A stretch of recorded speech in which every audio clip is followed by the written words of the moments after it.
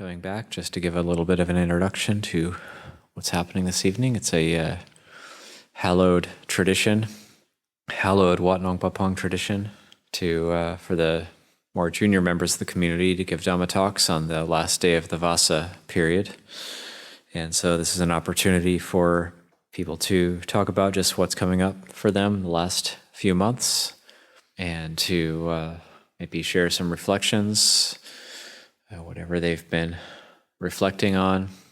And once everybody's back, we'll also see if one of the lay people could be the one who does the request. So we're not requesting our own Dhamma talks. Okay, so the way this will work is I'll be pulling names out of the bowl here, and whoever comes up can give a 5 to 10 minutes. Could be a little bit longer. It doesn't just whatever is coming up for you. And whoever's name I pull and who I call up, then you can just start by bowing 3 times to Luang Por, and then you can bring your sitting cloth with you and take the seat and recite the Namo Tassa and then say a few words. And we'll wait till the end of all the talks, the end of the evening, for the Handamayang. So we don't need to do the Handamayang for every talk, but we'll just do it at the very end at probably around 11 or 11:30, or that's usually about how long it goes for.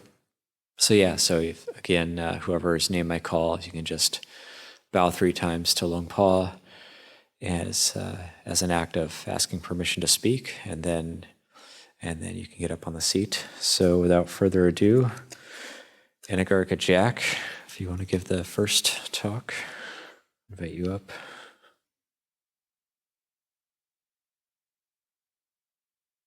Namo tassa bhagavato arahato samma sambuddhassa. Namo tassa bhagavato arahato samma sambuddhassa. Namo tassa bhagavato arahato samma sambuddhassa. Buddhang dhammang sanghang namasami. Well, thank you all for being here. My name's Jack. I'm always inspired when I see people spending an evening to do Dhamma practice. A lot of things to do in the world, and people coming to do Dhamma practice. It inspires me to keep going. So thank you. So what's come up for me quite a bit. I'm very grateful for something very fundamental to the practice, but very new to me, is following precepts. I stumbled into Buddhism because I was interested in meditation, and for most of the time since then, I viewed practice as making sure I clock in hours on the mat and then do whatever I want for the rest of the day. A little compartmentalized, but and I should say that I'm very grateful to have stumbled into Buddhist meditation, and that even just the meditation alone, I'm very grateful for. But living here and being in a supportive community to follow precepts and to be able to trust that the people that I'm living with are also following precepts. It feels like a very safe place to be. I guess all the precepts of the 8, all the 8 precepts are very, I feel like they've all affected my life or my experience. But the one that I'm noticing for myself has taken quite a bit of intentional effort has been the 4th precept. All of them do, but I guess the one I'm mentioning right now is the 4th precept, undertaking the precept to refrain from lying. I think at a young age, I decided that being a people pleaser was the way to go. And that has led me, when people ask me questions, I don't ask myself what the honest answer is. I ask myself, what is the right answer to tell this person? And often that requires me to do some imagination. And so I'm very grateful to stumble into a community where people are working on telling the truth, people are telling the truth and helping support me in being able to find the truth inside myself, which sometimes can be difficult. Something that's come up for me in my mind a couple of times. I hope to quote you as closely as possible, Ajahn Chunda, but something I heard Ajahn Chunda mention a couple of times at least to my memory is that sometimes there are some people who lie enough that even they don't know what the truth is. And that has really stuck in my mind because, at least my memory of that, because I could identify with that. People asking me X or Y and me not knowing the answer to that because there's so much clouds in my mind around any questions. But learning to pause, and for this to be a culture and community where I can pause without somebody asking me why I'm pausing and requiring a very fast answer, where I can pause and make sure that what comes out of my mouth is the truth. This is one thing I'm very grateful to Abhayagiri for. I don't know if I have much more to say, but again, just to repeat and thank you all for being here, and thank you Luang Por, thank you Ajahn Yanako and everybody else, and best wishes on everybody's practice.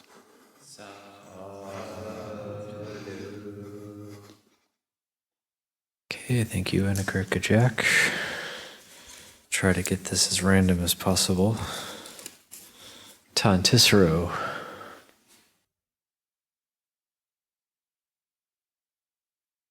Namo tassa bhagavato arahato samma sambuddhassa. Namo tassa bhagavato arahato samma sambuddhassa. Namo tassa bhagavato arahato samma sambuddhassa. Buddhaṃ Dhammang Sanghang Namasami. Good evening, everyone. It's good to see you all. Anumodana for supporting me on my 2-week retreat. Had a quiet 2 weeks. It's been quite nice. Sadhu, thanks for feeding me. I had the good fortune to spend some time in Thailand last year. I spent my Vasa in Thailand. And on my way back, I went to see family in South Alabama. I grew up in a small town called Fairhope in the very southern portion of Alabama. It's kind of a rectangle, and there's 2 little legs on the southeastern portion, and I grew up on the eastern shore of Mobile Bay. If you drag the panhandle of Florida just a little bit further west, that's where I grew up. So I went to see my family, and whenever I go to see them, I walk alms round each day, and always get quite nice stories to share about the Southerners who feed me while I'm visiting, in addition to my lovely parents. But this trip, when I was coming back, I decided to do a 9-day tudong into the Florida Panhandle while I was visiting. It's 8:09, okay? I'm going to check that in a little bit. I don't want to go on too long and get the bell. That'll be embarrassing. So 8:09, let's remember that. So I was going to do a 9-day tudong into the Florida Panhandle. And there were a number of inspiring interactions that I had along the way. I'll have to skip over a few of them. But on I think day 2, I ran into this gentleman. He was Cambodian, and he offered me a full meal and a bunch of drinks. He actually offered me so much that I couldn't eat it all, and I didn't want to carry all the drinks he gave me, so I actually got to give some gifts to some strangers, which was quite nice. And he was offering me the food, and he offered me all the food, and then he put a $50 bill in my bowl. And I said, oh, that's very kind of you, but our precepts don't allow us to use money. He said, oh, it's okay, you can give it to charity. I said, oh, thank you, that's very kind, but we actually can't even touch money. He said, oh, okay, and so he took the money out.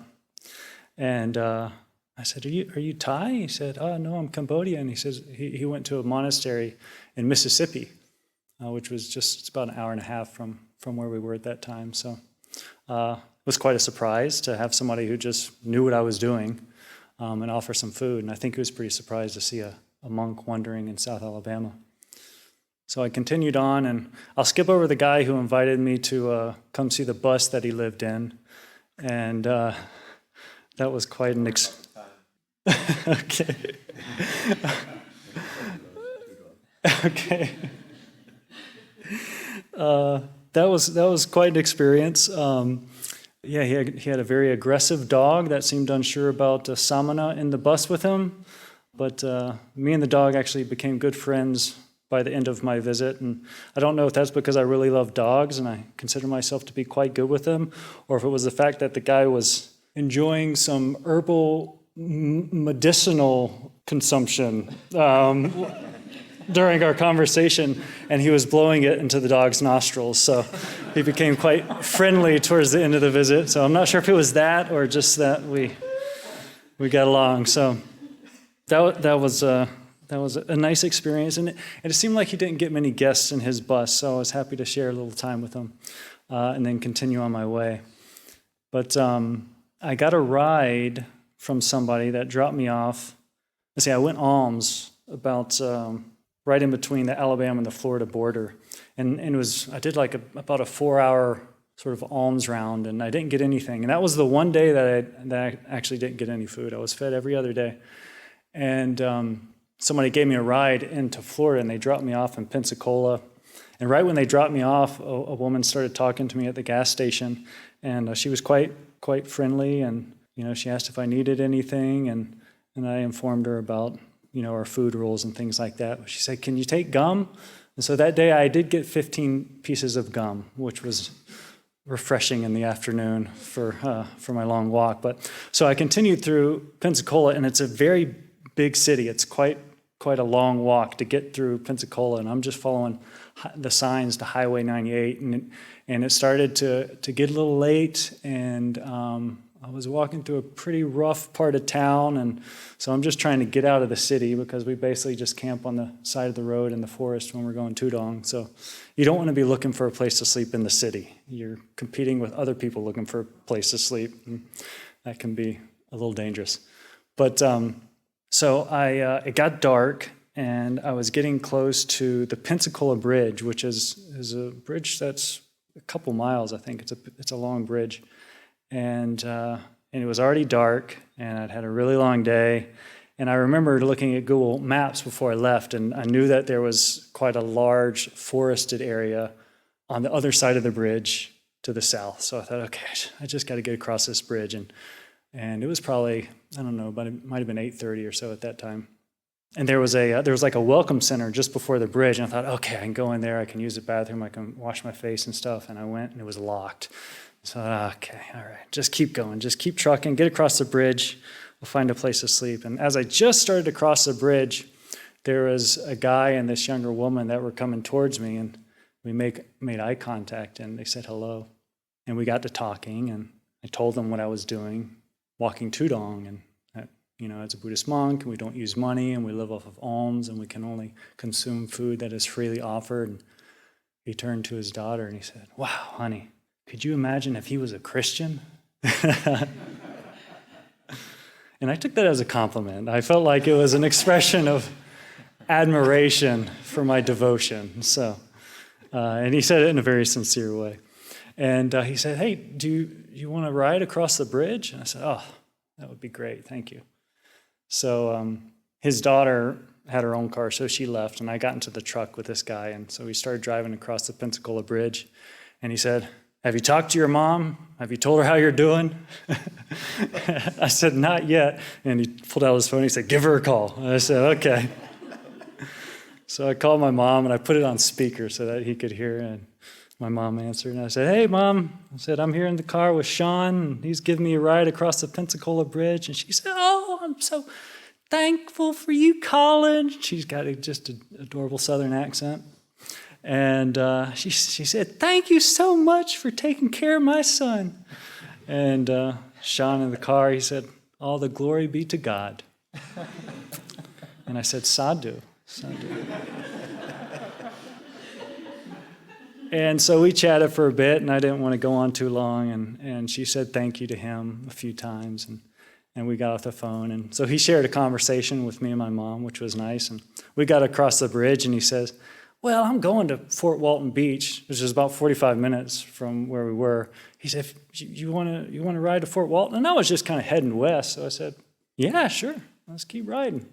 So we kept riding, and we just got to talking, and he started, I'm telling him about the practice of Tudong and my spiritual practice as a Buddhist monk, and he starts telling me about his challenges in life, and he was a veteran, and he struggled with drinking, and him and his wife were having some trouble, and then he got back into Christianity and his Christian faith, and sort of quit drinking and turned around his relationship with his wife, and he's sharing all these things with me about his spiritual struggles, and I'm telling him about my battle with the hindrances and defilements and trying to overcome them and live a virtuous life. And it was quite a intimate conversation, just sharing these aspects of her life, but we were both very just open about it.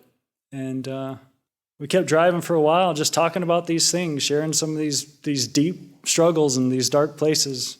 And he said, I think my wife would be pretty upset if I brought a stranger home at 9 o'clock at night that I picked up off the side of the road. But you can sleep in my yard if you want to. And I said, oh, that'd be great, actually. Because when you're sort of camping on the side of the road, sometimes it can be a little bit stressful because you never really know if somebody's going to stumble across you sleeping there, and you might get in trouble or something like that. So I was happy to sleep in his yard. So I set up my Tudong gear sort of between some hedges and his fence where he kept his dogs, and slept in the yard that night. And the next morning he came out and he invited me in early, and he brought me inside and cut me a slice of fresh banana bread that Nana had recently baked, and poured me a cup of coffee. And I said hi to the two dogs that I don't think they were stoned, they were just friendly. And so I said hi to the two dogs, and I sit down, I'm eating my banana bread, and Nana, his wife's mother, comes out in the morning, and she starts cooking some steak and eggs, and they're just going through their morning routine. It's like Nana's there helping with breakfast, getting the kid ready for school, and Sean's fixing the coffee, he's getting ready for work, and I'm just sitting there at the counter just talking with them. And they just invited me right into their life, and I'm sitting there enjoying the morning with them. And that was quite a delight. And it was nice to have a good meal and some coffee and some nice conversation with some good people. And a little while later, the wife came home, and she said hi, and he told her what was going on, and she was quite delightful too. And she asked me, she said, is there anything you need? And actually needed a lighter. Lighters are very handy on Tudong, and for some reason mine had leaked out all the fluid while I was carrying it, so I didn't have a lighter, and so they offered me a lighter. And then she cooked me a meal for the day, and she put it in a Tupperware container, and she wrote a nice little note saying, wishing you safe travels on your journey, bless you, kind regards, Sean, Bethany, Jax, and Nana. And I pulled that note out when I ate the meal after they dropped me off, and that was quite a nice little surprise to see that. And then that afternoon, I was just walking, and I went to sort of into a shopping center just to throw something away, and a couple Thai people came out. Oh my gosh, what are you doing here? They had a restaurant called Thai Fusion, I think, and they couldn't believe it. A Buddhist monk on Tudong in Florida. They'd never seen it before. They'd never seen a monk on Tudong in America, and they were so excited. And it was after the Lauvel mealtime, so they just gave me a couple bags of drinks, so I'm just lugging these bags of drinks with me, which was nice. And they gave me an open invitation. They said, if you ever come by, please stop by and see us if you're ever in the area again. And also Sean and his family did the same thing. They said, if you're ever in the area, come by and you can come stay with us. And the next night was the worst night in my life. I'm not going to go into detail about that. It's 8:21. But it involved a lot of ticks. It involved extremely cold weather and malfunctions with my Tudong gear. It was so bad, and I woke up so many times during the night, I actually broke into laughter because I thought this is the most miserable night I've ever had, and there's nothing I can do about it. So that was a good experience. And let's see, gosh.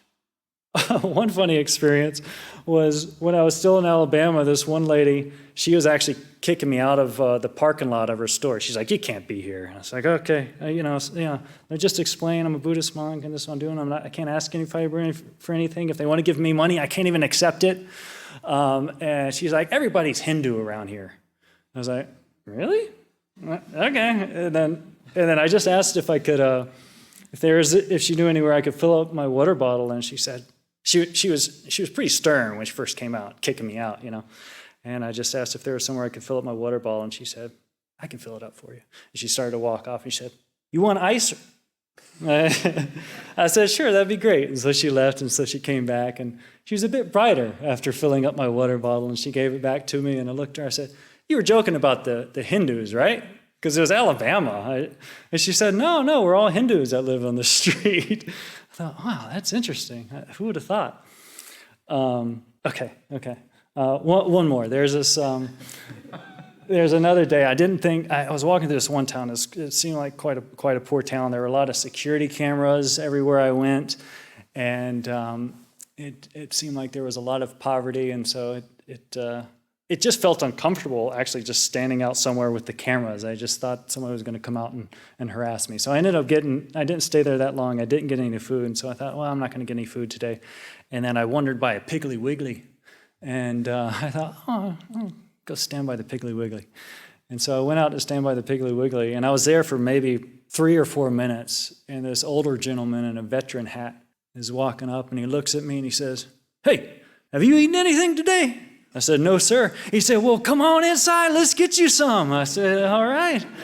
And so he walks me back to the counter where they've got sort of the spread and they got like the styrofoam container. He's like, you just get whatever you want. You get as much as you want. And I said, "Okay."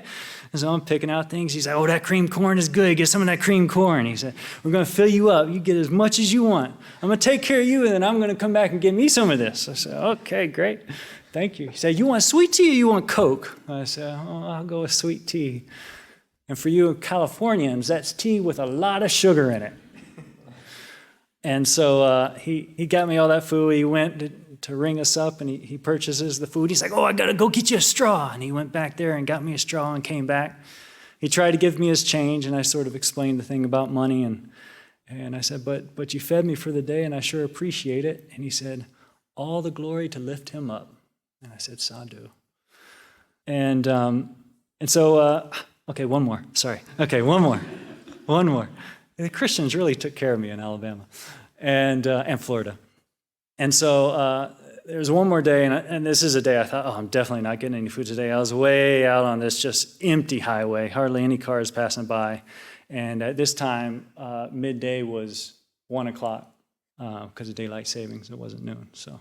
You're looking at your watch a lot on $2 wondering like, okay, and there's just some point where I think, well, there's just no way. There's no way I'm getting any food today. People definitely don't stop. I mean, in America, they don't know what you're doing generally, so the likelihood that somebody's going to stop on the road is pretty slim. And so I'm walking. It's 10:45. I thought, well, I guess I'm not getting any food today. My water was running low, and then I'm walking along, and this car pulls over, and this guy rolls down his window. He says, "I don't have much, but you need some water?" I said, "Oh, that would be great. I'm running low on water." And he gave me the water. He said, "You want some food?" I said, "Sure, I'd receive some food." And he gave me a crunch. I can't remember. It was like a protein crunch bar or something like that, which was delicious after a long day. And so he offered me that. And I just thought, wow, I did not expect getting any food today. I said, "You made my day today." And he said, how did he express it? He said, "This is in the name of my Lord and Savior, Jesus Christ. Try talking to him, okay?" And he winked at me. And I said, "Sadhu." And he was heading the other way, so he did a U-turn. And as he was driving, he reached his arm out the window, and he said, "God bless you, brother." And I waved at him. So just a few stories from my Tudong. And, Tudong can be a good tool for our practice and challenging ourselves and confronting uncertainty and discomfort and using the practice to find peace in the midst of these things. And I really like that element of it. But the part that I like the most is those interactions and just that reminder that there are good people everywhere. And as Sāmaṇeras, we get the good fortune to experience the best of humanity in a way that is impossible in any other sort of lifestyle. When I think of going into those people's home, them welcoming me in and me being able to share this breakfast with them and them just inviting me into their life and sharing their own stories of struggle and their spiritual practice, I just thought there's no other way that I could get the opportunity to see this side of people and to be invited into their lives. So it's quite a beautiful opportunity as a monastic. So I want to thank everyone for your support and for all those who have supported Abhayagiri over all these years and given me the opportunity to ordain as a monk and see and delight in this beautiful side of humanity. So, Anamodana.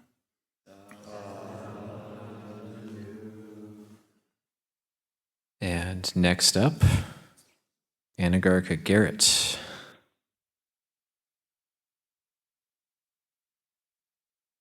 Namo tassa bhagavato arahato samma sambuddhassa.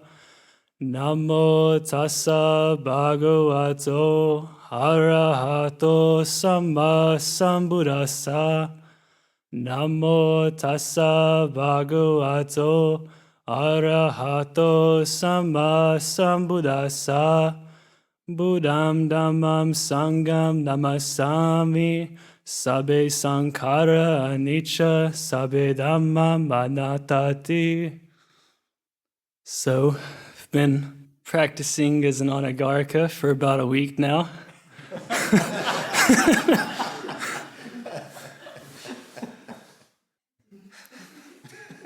Well, there's still some contemplations though, even though it's been a very short time here. Mostly just realizing how much I don't know. And there's a lot of it, a lot of every kind of thing, not just Dhamma, learning forestry work or learning how to fold my robes the right way. This is something that just always comes up. I think unless you're enlightened, there's still some perception of ignorance left over. So working with it's really interesting. You kind of can watch yourself and you're like, why am I doing this? Why am I even doing this in this way? You're trying to figure this out, but you still don't know. So I've been kind of contemplating it as sort of similar to an episode of Twilight Zone, if you've ever seen this show before. If you don't know, it's usually starts off pretty normal, and then there's some absurd plot twist and a completely different ending than how it started. My stepmom, she hates it. She says it's way too confusing. None of the episodes make any sense ever.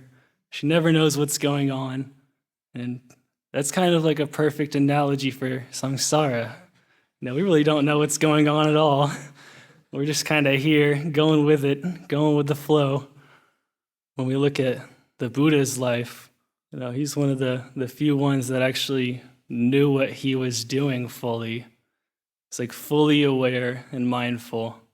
There's a sutta actually where this guy, he was trying to figure out if the Buddha's enlightened, and so he has this man follow him around and watch everything the Buddha does.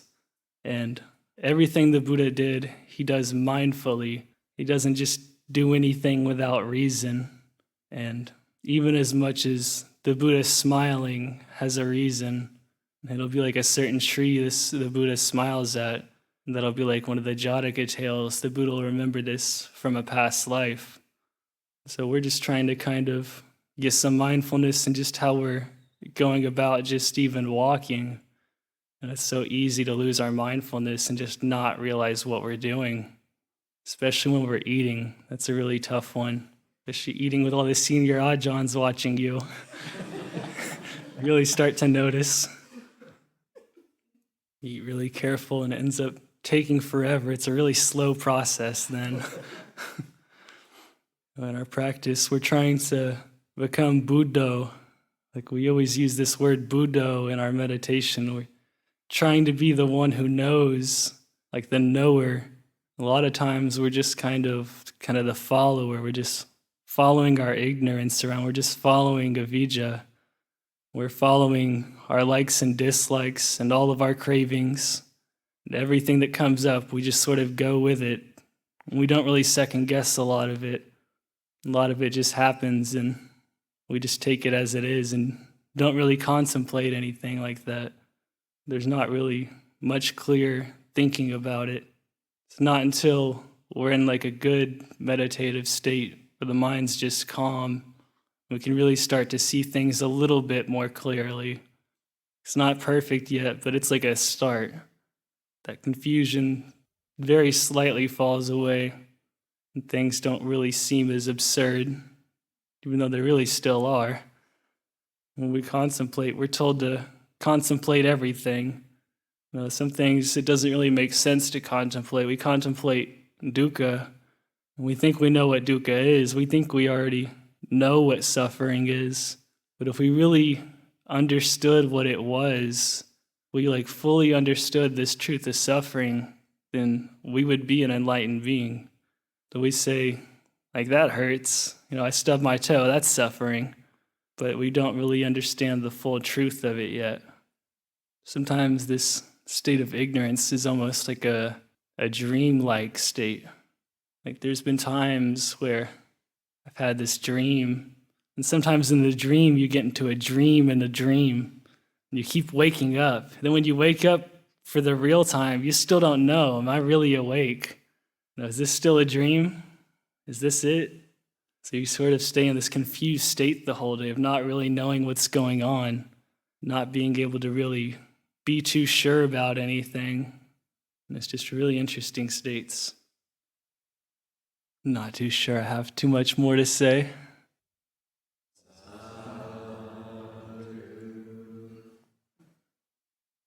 Pretty good after 1 week as an Anagārika. Look forward to next year. Tan Sīvako.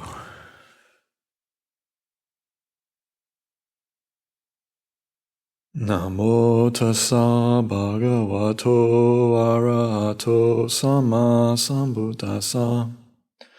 Namo tassa bhagavato arahato samma sambuddhassa. Namo tassa bhagavato arahato samma sambuddhassa. Buddhaṃ Dhammang Sanghang Namassāmi. Well, just like to apologize for my failure as a teacher. I probably can't teach you anything, but it's actually a good point that we have Kalyanamitta in the Buddha, and the Buddha has pointed out, he held nothing back. He's pointed out all the teachings in the suttas, and along with the Maha-Arahats and even lay teachers at the time of the Buddha. And we can take these as our spiritual friends. And that's a big deal. It's getting close to Halloween. I might tell a spooky story. I'll change gears here. Seeing a lot of Halloween stuff on Alms Round today. Let's say there's a man, he's a farmer, and he's doing really well. He's making really good harvests. And let's say his star is rising, and there's a viceroy of the king, and he's become jealous of this farmer whose star is rising, and he starts spreading a lot of rumors to the king. So we could say this is very auspicious that his star was rising and he has all these great harvests, but now this viceroy is spreading rumors and telling the king that this farmer, he's a troublemaker. We've gone from auspicious to not so auspicious, and the king says, well, okay, I'll take care of that. And he does the viceroy a favor, and he imprisons this man. And if that wasn't bad enough, he throws him into a dungeon that's haunted. It's actually haunted. And this is very inauspicious. He was living his life as a farmer, and we can say we labeled it as auspicious, and now we're labeling it as inauspicious. But yes, he's gone into this cell with some teachings with him. He had heard some teachings of the Buddha. So you could say he had Kalyanamitta. And this room is haunted such that there's a demon, and it's telling him he's a fool, he's stupid. It's explaining every little thought that he has. This demon knows right away, and this demon's getting so much fun out of just laughing at him and showing him how dumb he is. And this is a hindrance. He's receiving a lot of ill will here, and this is within his mind. So he's experiencing this ill will. And being that all things are headed by mindfulness and converging on feeling. Now, we could go through other hindrances, but this one could be enough, because with this, we don't need other demons for the other hindrances. Just with this ill will, he's already agitated. He's already experiencing doubt. Am I a dummy? And he also wants to get away from this, and maybe sleep is the answer. Maybe if I could just go to sleep, I can just turn this off for a moment. And so he starts applying these teachings that he learned, and he's in this cell for, let's say he's in there for a long time. He's in there for years. But through contact and the experience of feeling, there's a route we can take here. We can experience feeling, perceive the feeling, proliferate on the feeling.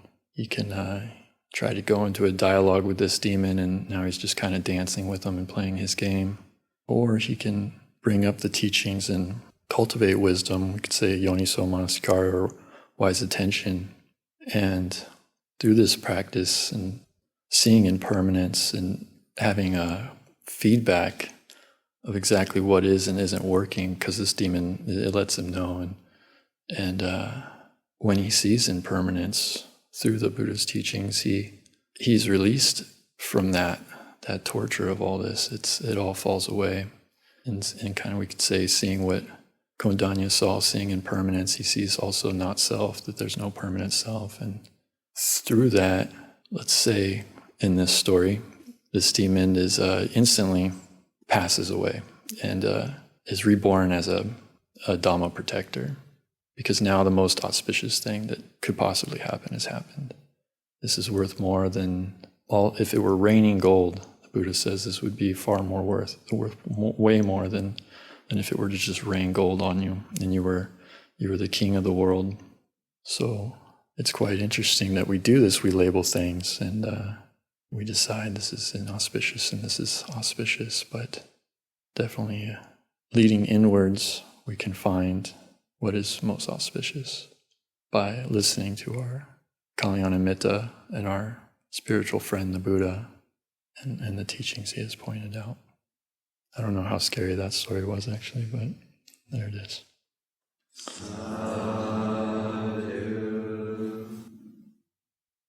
Thank you. Okay, we'll do next talk.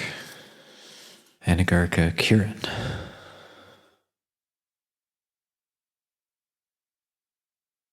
Namo tassa bhagavato arahato samma sambuddhassa. Namo tassa bhagavato arahato samma sambuddhassa. Namo tassa bhagavato arahato samma sambuddhassa. Buddhang dhammang sanghang namasami. So I've been in Anagārika here for 5 months now, and it's a lot of learning the ropes, a lot of learning how to have humility and respect, and having gratitude for the teachings, gratitude for my teachers, the Kalyanamittas, who inspired urgency and got me to enter this role, and a lot of gratitude to the lay community for making this role a possibility. And something I've been working into is learning how to adopt the training standard. And there's a sense of laxity that can come up, one extreme, sense of rigidity that can come up, another extreme, and then trying to find how can I be rigorous, because that's not always rigidity. And so just seeing like how labile these personalities that I adopt can be. And, at one moment I can be a noble warrior that takes one piece of cheese at midnight tea, and I'm going to let myself go. And then the next moment I've let myself go, and not in the right way. And so, so it's about, a lot of appreciation for the teachings, because often things come up, how to deal with some of the issues in life, memories, things like feeling angry, this person wronged me, and how could they do that to me? And just seeing how we can be like so pious against ourselves, we throw the book at ourselves. It's like, well, don't you know Dhammapada, one, anybody who says he robbed me, he beat me, he abused me is, paraphrasing, headed to the plains of deprivation. It's like, don't you even know the basic teachings? How can you be angry? But what I've found helpful is contemplating how we reify these senses of personality, this sense of me, this sense of other, they did that to me. And just seeing people using the teachings, using what the Buddha says us, having faith in that. People are whirlwinds. And the nature of whirlwinds is to pick things up and to throw things at you sometimes, and I do that too. And seeing what has happened as vipaka, the result of kamma, seeing things in terms of yoniso manasikara, trying to contemplate along those lines. And one of the images that comes up is this idea of like a hurricane, born from causes and conditions, arising from that, and growing because of impersonal causes and conditions. And there's an eye, and we track it by time and location. We identify it, give it a name, Hurricane Katrina, Anagārika Kiran, and eventually, we've solidified an identity in what is empty, what is changing, and this can be a source of suffering, and it can help us to think in these terms, to kind of desolidify some of the dukkha that we're creating for ourselves, because we also we think that we need to be somebody, and we think, who am I going to be? Who will they be if I do this? And we think in terms of being, which is a domain we don't have control over. So maybe we can think in terms of doing the wholesome, kusala kamma, which are actions that don't stem from greed, hatred, and delusion. And one of the ways to do that is to begin by following the precepts, and begin with sense restraint, begin with investigation. And I have a lot of faith that there's value in that, and that can be liberating of the suffering that we manufacture for ourselves, because it is a continuous process, and we do it in so many different ways, and it's not in our control. And there is liberation to be had, and I have faith that there is in taking the Buddha's teachings on faith, making that first step, and seeing for ourselves. The Buddha exhorts us to come and see, and we do have the capability to do, and ultimately, if we then do good, maybe we can be more freely. So I offer that for reflection.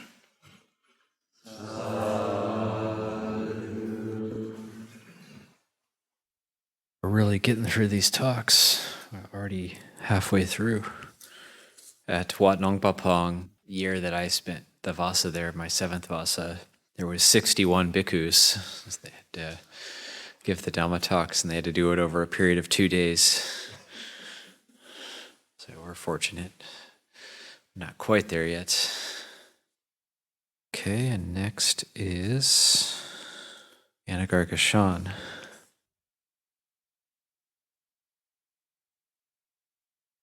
Namo tassa bhagavato arahato samma sambuddhassa. Namo tassa bhagavato arahato samma sambuddhassa. Namo tassa bhagavato arahato samma sambuddhassa. Buddhaṃ Dhammang Sanghang Namasami.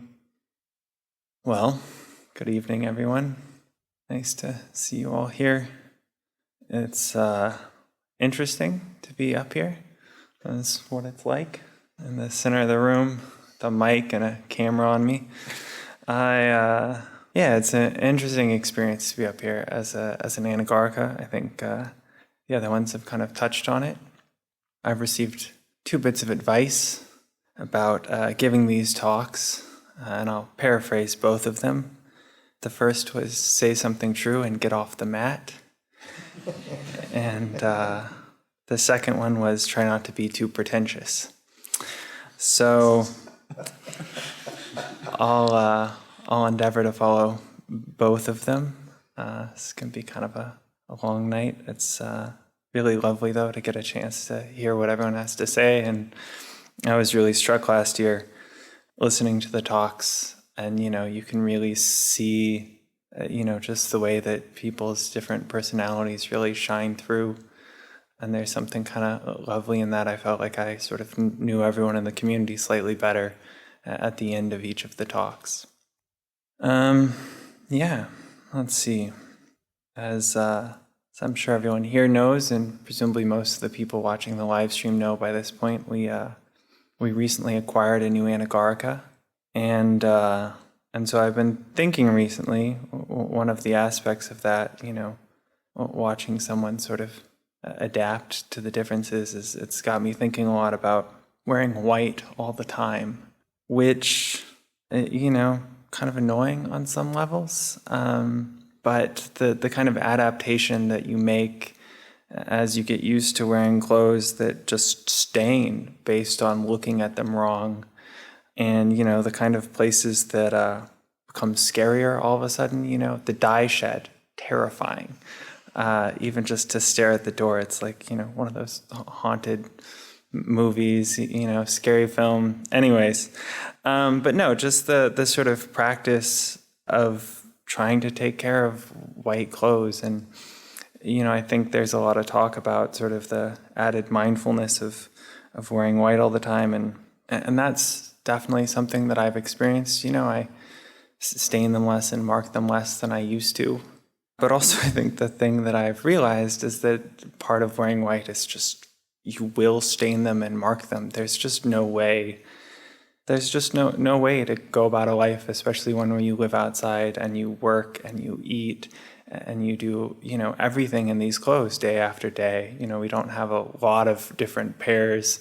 So they inevitably, they get marked and they get stains, and, and sure, I'm better maybe than I used to be. I'm more careful about leaning up against things or like that, but there's just no way around it, You maybe now, sure, I shake the hot sauce a little bit further away from me, but then you grab some chocolate mousse at the house blessing and realize that now it's all over your pavillon and there's really no way to wash it.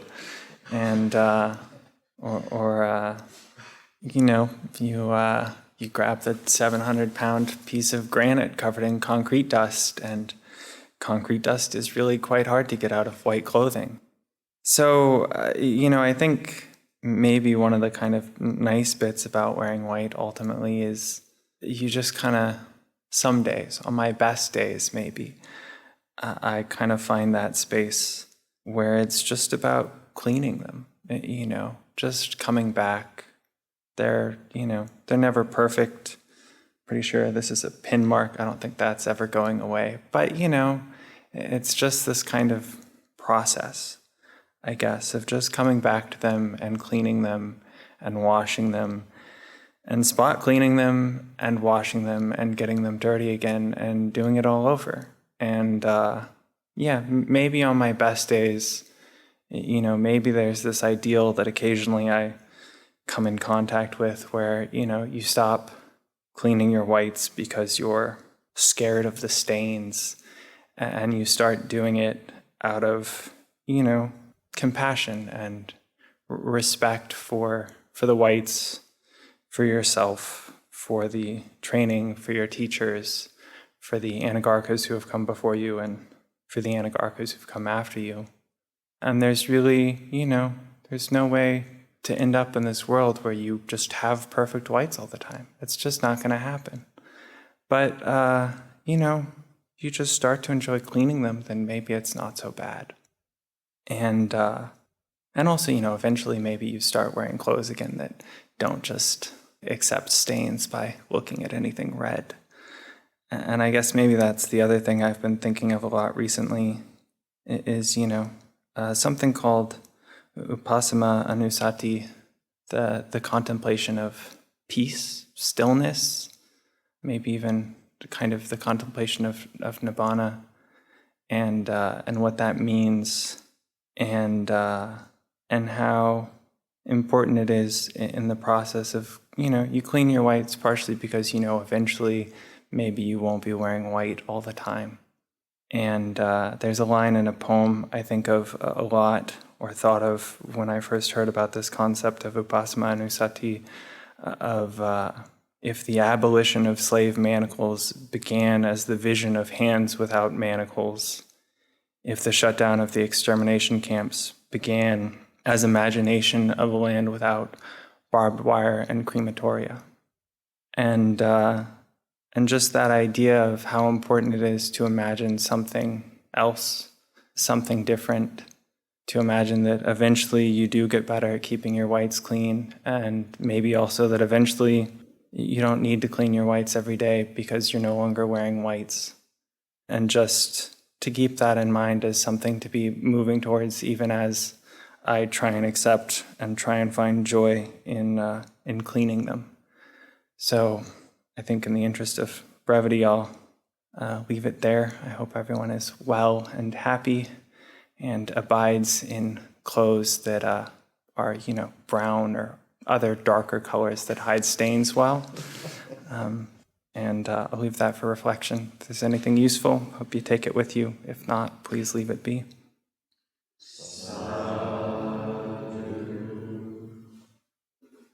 That reminds me of when I was in Anagārika and put my whites into the laundry with something that had dye in it, and they all came out light yellow. Tan Rakkhito.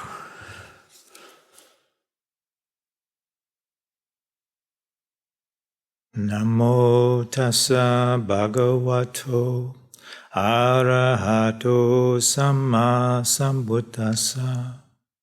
Namo tassa bhagavato arahato samma sambuddhassa. Namo tassa bhagavato arahato samma sambuddhassa. Buddhaṃ Dhammam Sangham Namasami. You may have noticed when I walked up to Luang Por, I kind of came around a long way and kind of came straight at him. Or maybe you didn't, but something while I was sitting over at my seat, a memory of a time when I was in Thailand a few years back. I had the very good opportunity to be attending to Luang Por for a period of time, and got to travel about with him and go to, visit different monasteries and see different Kruba Ajahns along the way, and it was all quite, amazing opportunity that just doesn't come along every day. And so there was one day that we were going to go and pay our respects to the Sangha Raja of Thailand, which pretty big deal. To me, it's kind of like visiting the Pope or something, or the Pope of Thailand, right? And so it was Lumpa and Ajahn Moshe and myself, and I think Nana Jad were driving us up there. And so, as normal, I was a little bit anxious, new situation. And so anyway, we go into the receiving room, and all three of us get a beautiful tray of flowers to offer to the Sangha, and so we're there. The Sangha comes out, takes his seat, and then Lumpa goes up, offers his flowers, and there's some pleasant chit chat going on, and then he pulls back, and then Ajahn Moshe comes up to offer his flowers, but he kind of comes up to the Sangha at an angle, creeping up at an angle, and as he approaches, the Sangha rejects him. He goes, go back, do it again. And so he goes back, and then he comes straight at him, and then he accepts his offering. And so now by this point, as a 3 Vasa monk, I'm like kind of semi-terrified, just some kind of Pharon with tattoos, and I'm gonna go meet the Sangha. So I made sure I came at him straight, but it seemed like I was almost crawling. I was just kind of creeping up, just ever so low as I could, and having the flowers kind of covering my head. And then when I finally got to his little receiving table, I kind of offer them up, and I look up a little bit, and he's just got this big broad smile on his face, and it just kind of broke all the anxiety I was experiencing. And but it was at the time it wasn't funny, but now looking back on it, it was quite a funny little experience that I had. And as we're taking pictures afterwards, and he's looking at my tattoos, and he sees my daughter's name on my shoulder, and he's like, "Oh, Sophie, oh, okay, right." It was kind of funny. I had all these preconceived notions about the situation, and he was actually quite a sweetheart.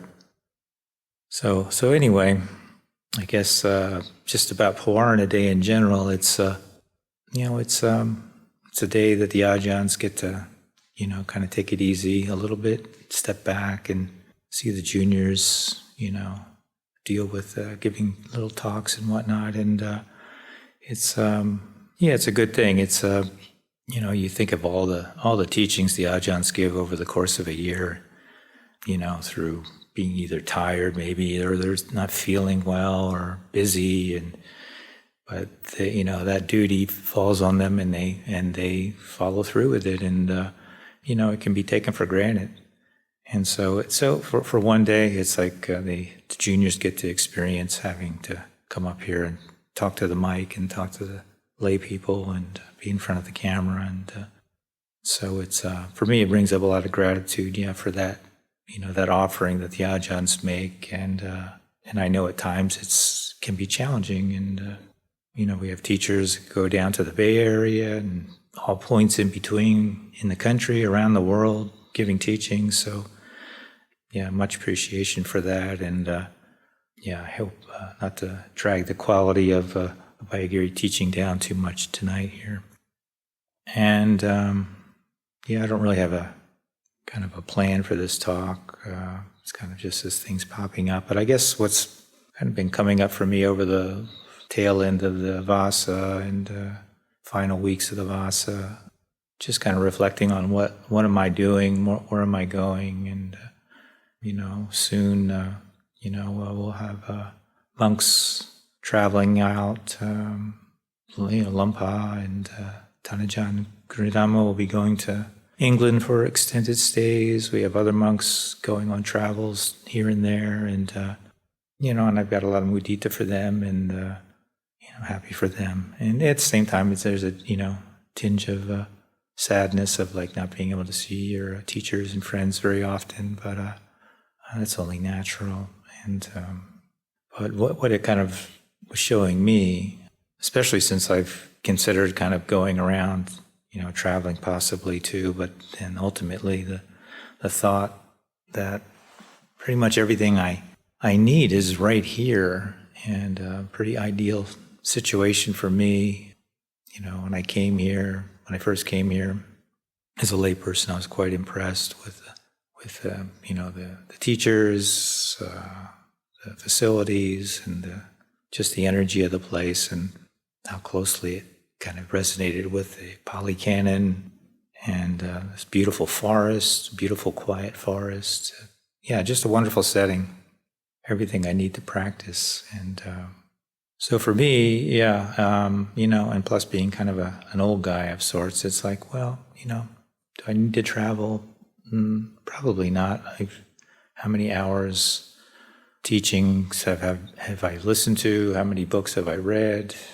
It's for me, it's probably, you know, time to just apply the teachings, finding more skillful ways of applying the teachings in my practice, in my life, everyday life, on the, you know, in the here and now, and learning to kind of be more self-reliant, more of a, you know, internalizing the triple gem in myself more, and being more, you know, resilient to change, more resilient to having my, you know, teachers leaving, friends leaving, and different things that affect the mind, and just kind of grow up a little bit, you know. God, I'm 63, but sometimes I feel like I'm still like 14 years old. But so it's yeah, kind of a intention to, you know, try to find ways of being more, yeah, just more self-reliant, taking myself more as a refuge,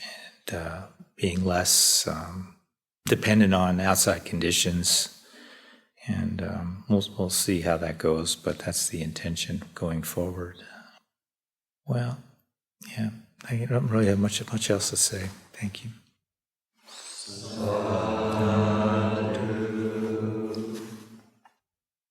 Next up is Tan Hemako.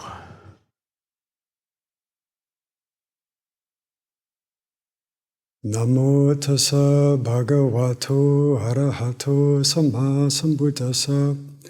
Namo tassa bhagavato arahato samma sambuddhassa. Namo tassa bhagavato arahato samma sambuddhassa. Buddhaṃ Dhammang Sanghang Namasami. Hello, everybody. It's been very nice to listen to everybody's talks, and it's a nice festive way to end the Vasa. And I'm very appreciative to all the people who are here and who come here often, and may not speak to them, but are inspiring for just offering their time and generosity. And I'm appreciative to my brothers in the Holy Life, and also Senior Ajahns and Luang Por. There's a reflection I've been thinking about the last couple months, and it's from the Samyutta Nikaya. There's a discussion about the hindrances.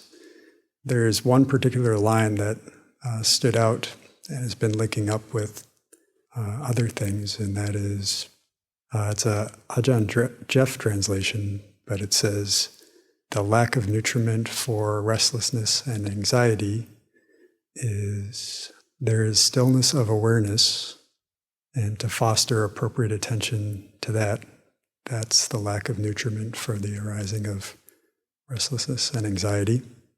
And when Luang Por was giving a guided meditation for the Singapore group, that guided meditation started out with posture and feeling comfortable. And then Luang Por, I can't quote exactly, said something like paying attention to stillness that's already there. And that was an angle that I had usually wouldn't consider. It's just a different approach that's been really interesting. Instead of trying to make things still, just to notice the stillness that's already there and kind of to feel into a little bit. And also how that's advice for the hindrance of restlessness and anxiety. And there's a When I first encountered Buddhism, I was reading just some random pages from a book, and there was a Tibetan monk who said that awareness is the most mysterious thing in the universe. And it's pretty amazing that we all have this in common, and that it's there and is always an option to go back to, similar to just sensing the body, but it's often just really covered up. And I was thinking recently about, there's this movie with dinosaurs in it, and there's the T-Rex dinosaur, and the way that you hide from the T-Rex is that you don't move, and then the T-Rex can't see you. And I was thinking of how stillness, we're often like the T-Rex, where we only see things that move. And it's been part of the sense contemplation, how the senses are always picking up things that move. And to foster appropriate attention to the stillness of awareness, Luang Por gave a morning reflection, and he talked about paying attention to the space that holds things. And I found that the space is kind of to the elements like earth, water, fire, and air, as internal awareness is to feelings and perceptions and thoughts. And I found it really helpful to experiment just walking around in the woods or being around in the cloister, to experiment with paying attention to space and noticing how that can be really calming or revealing of how the mind is. If I don't find the space very interesting, or sometimes it's beautiful. And then going to have a sit, and then just not thinking so much about these things, but using them as guides for the exploration of these really mysterious and amazing things that we all have available, and this wonderful place to explore within and without and learn from each other. And yeah, I hope everybody has a nice evening. That's it for me.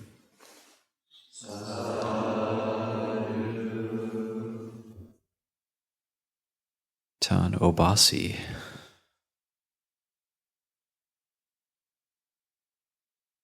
Namo tassa bhagavato arahato samma sambuddhassa.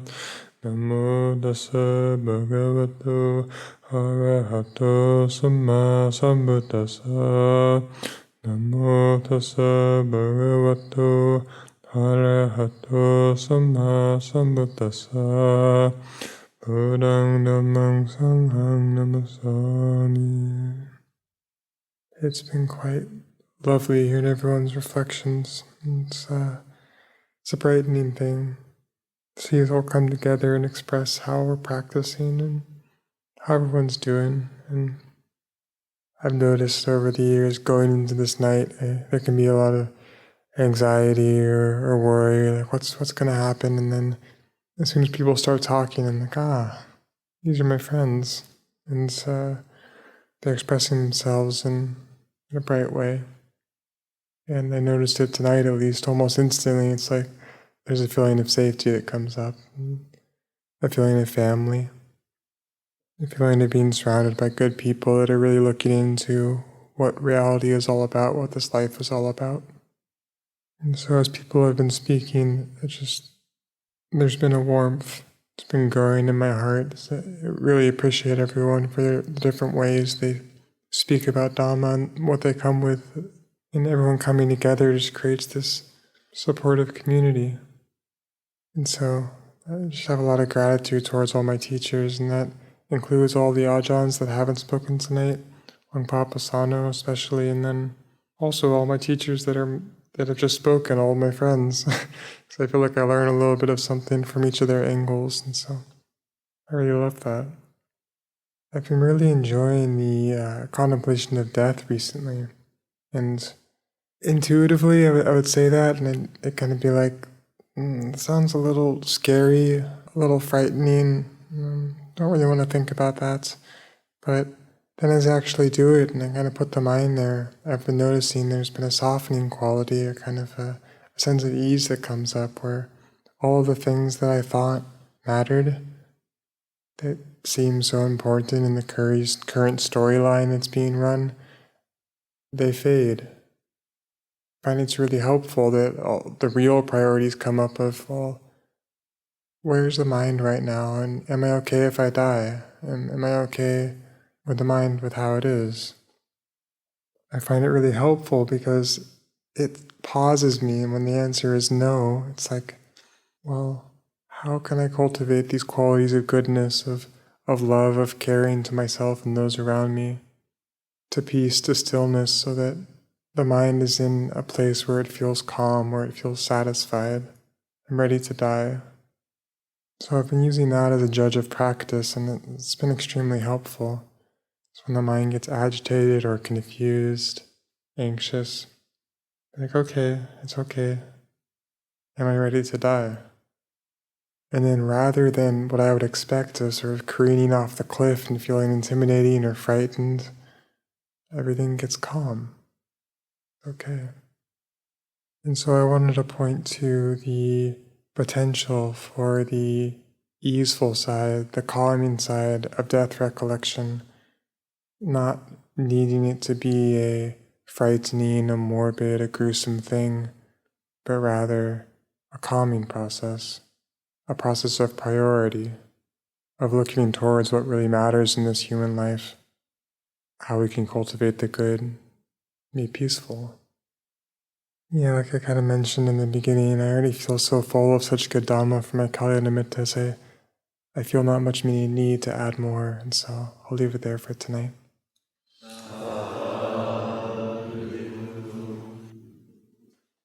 Finally, our last speaker for this evening, Dhammavaro.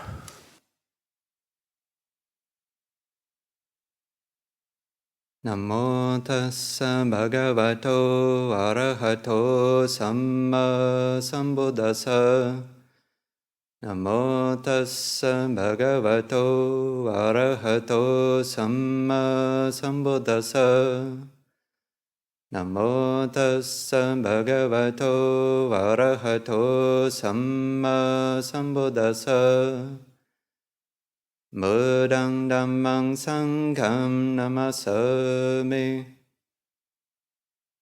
As the night goes on, energy becomes quite important. So, with whatever we're putting our attention to at this point, notice the quality. Am I energized or am I not? That's how we know we've touched into the wholesome. And the only two emotions that we need to consider at this point are joy and tranquility. Are they there? If not, let's bring them there. And if they are there, let's increase it and just crank that dial.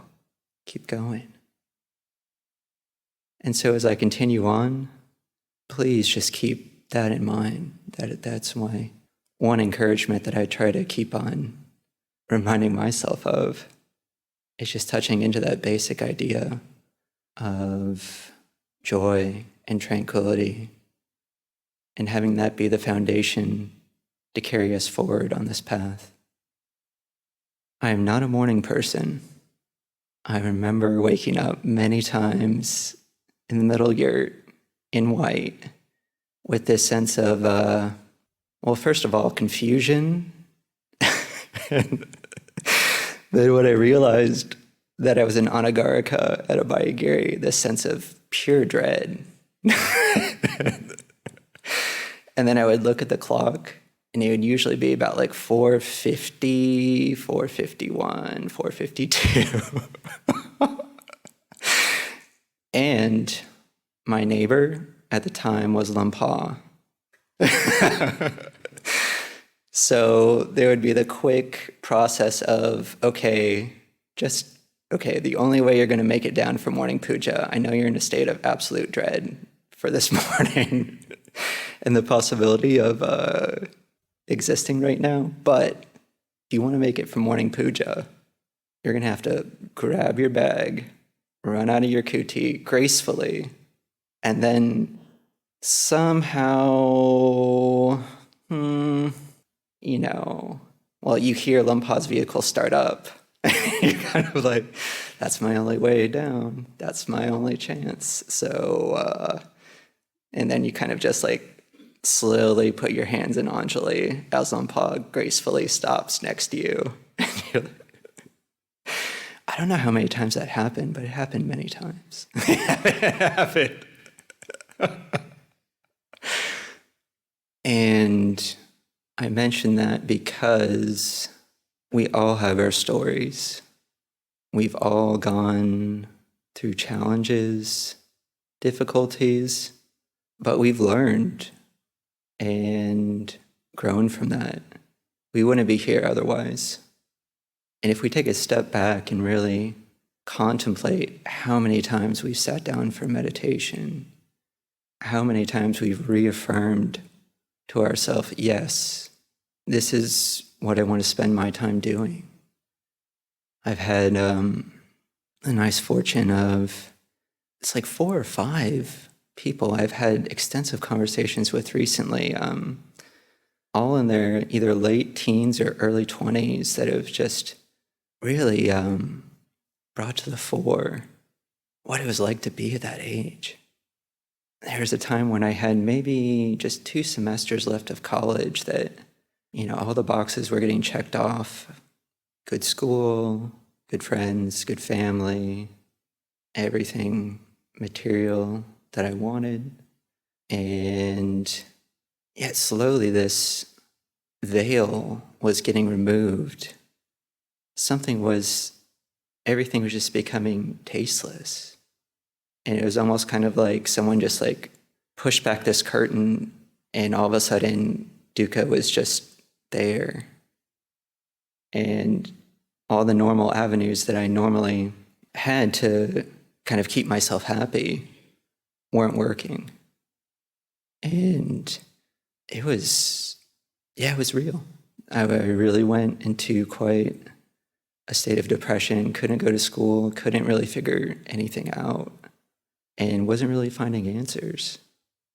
And I remember hearing that in some of the conversations I've shared with these people as well, that there's this something not adding up, something not working.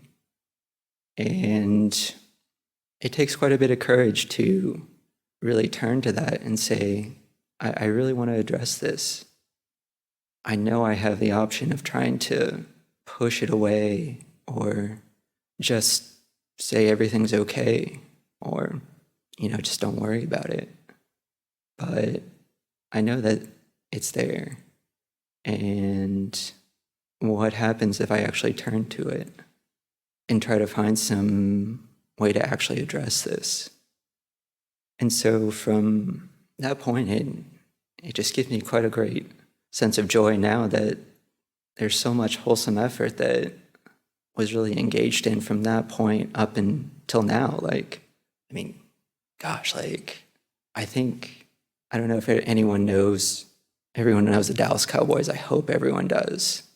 Because if you're a football fan, then it's like they are the best of the best of the best. My family moved to Texas when I was young, and so my dad was actually not a Dallas Cowboys fan. So I have many memories of him screaming at the TV in pain and anger on Sundays during the 90s because the Dallas Cowboys that was what was on TV too. If you wanted to watch football, it's like you live in Texas, Dallas Cowboys are on, and they're totally dismantling some other team.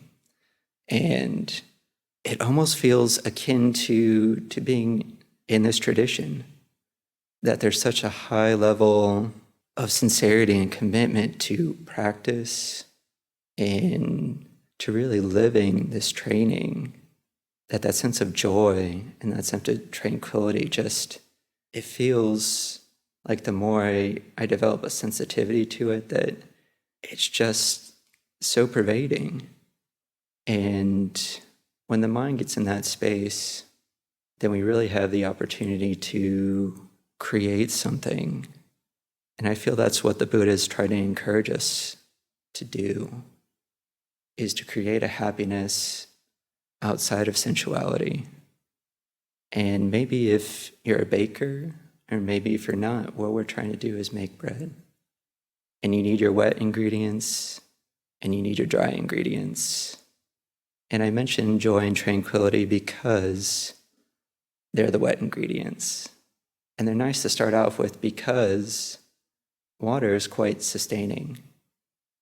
And at least in my mind, it's something that it just feels so easy to come to. And there's a certain kind of energy and quality to it that just delicious on its own.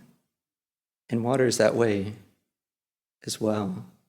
We can take it on our own, and it can be quite nourishing.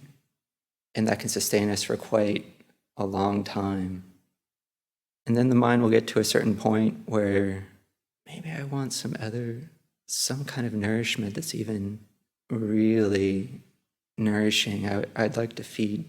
I really do want that bread. I'm ready for some bread. And what are our dry ingredients?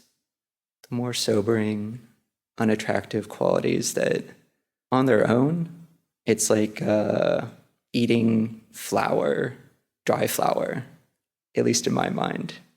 If you just go straight to asubha, if you just go straight to death contemplation, impermanence, yeah, you can pick it up that way, but it's almost kind of like picking up a big lump of flour and just sticking it straight into your mouth. Just not having a lot of fun here. Not really doing it for me. But when you've identified where your water is, and you really have that sensitivity to being able to access it, and when the two come together in harmony, and you're kneading, and you're working the two together slowly through trial and error, sometimes you might just get not dough, but that's what you're really trying to get. You're putting those qualities together and making bread. So this is what I would think of in terms of how I would describe the first jhana. All those qualities are there, so we're away from sensuality. We have piti sukha, which maybe we can think of as joy and tranquility. We're secluded, we're engaged with what we're doing, and we're really thinking. We're using the thinking process, and all of that's working in harmony together. So those are just some thoughts that I had bubbling up, and I'm very happy to be here with everyone. Just like to express my gratitude for being able to be here and do what I'm doing with everyone here. I'll leave that for your consideration.